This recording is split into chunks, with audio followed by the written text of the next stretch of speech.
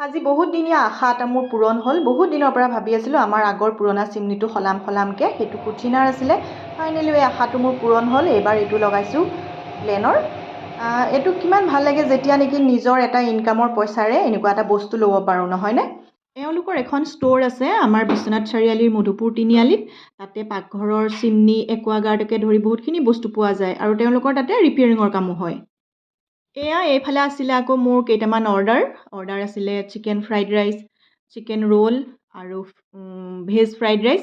মই সেইখিনি ধুমাধুম কৰি পেলাই দি লৈছোঁ। আৰু ইফালে আহিব বোলে আমাৰ ছোৱালীৰ লগৰ, আৰু সিহঁতৰ আকৌ ফৰমাইছ যে সিহঁতে আকৌ খাই বোলে গাজৰৰ হালোৱা। মই আকৌ এইটো ধেমালিহে কৰিছোঁ দেই, তেনেকুৱা একো নাই।